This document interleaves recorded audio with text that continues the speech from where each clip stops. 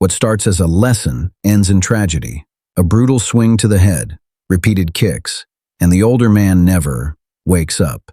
This is Stateside Unsolved Cases, where we peel back the layers of America's most controversial crimes.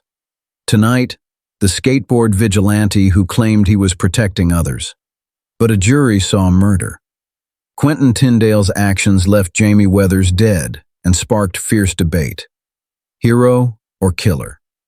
What turns a moment of outrage into lethal force? And how did security cameras capture the truth that changed everything? Stick around. We're breaking it down step by step.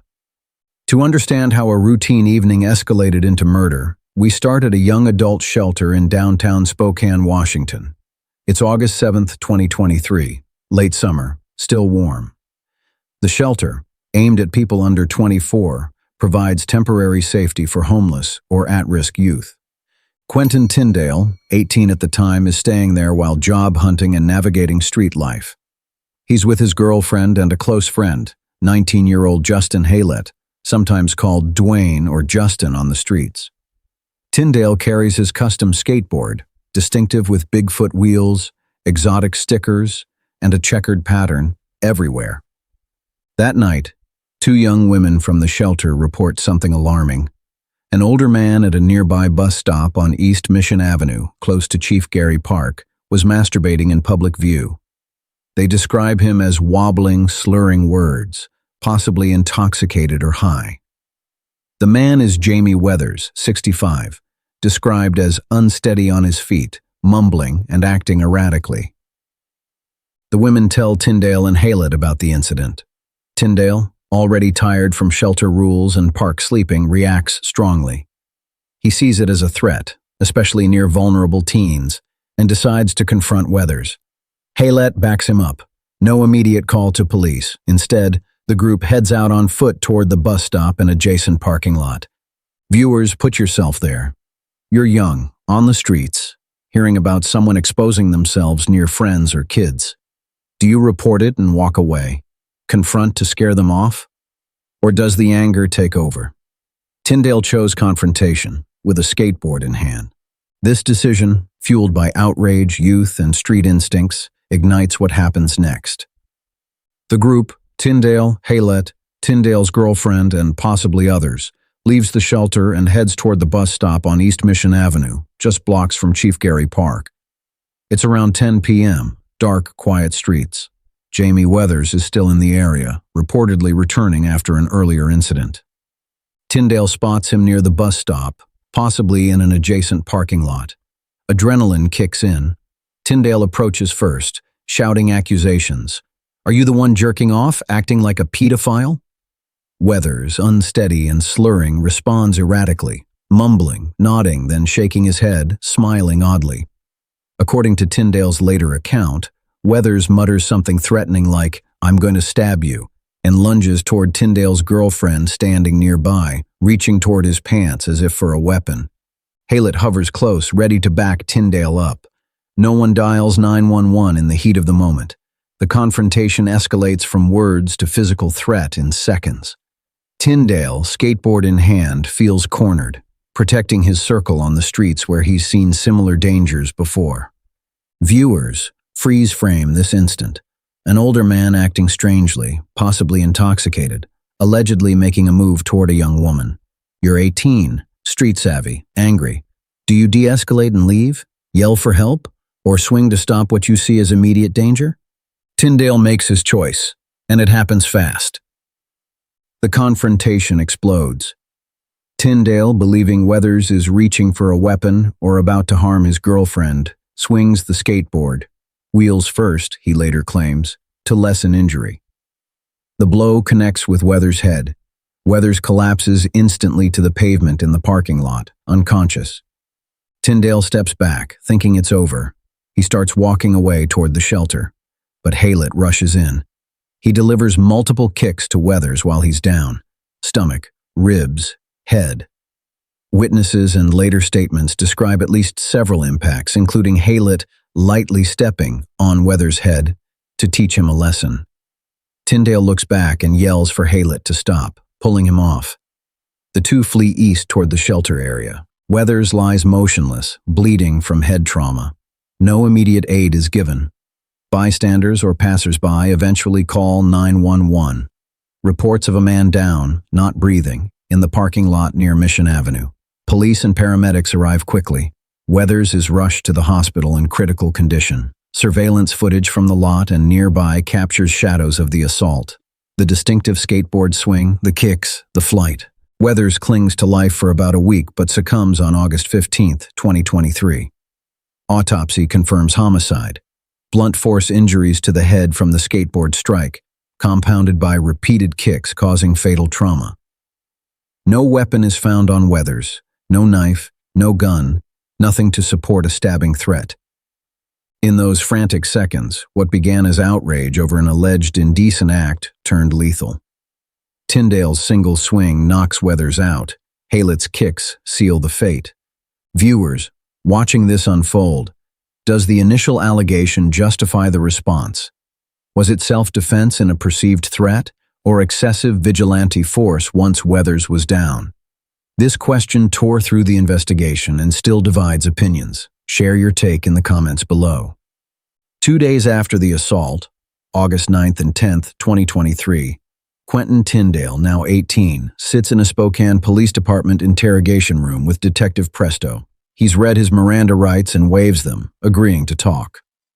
Tyndale opens up quickly. He describes confronting Weathers over the alleged indecent exposure near the young women.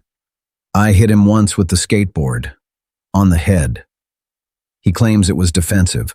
Weathers lunged and reached like he had a weapon.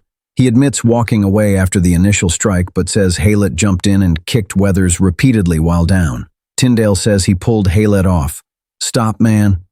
Detective presses on details.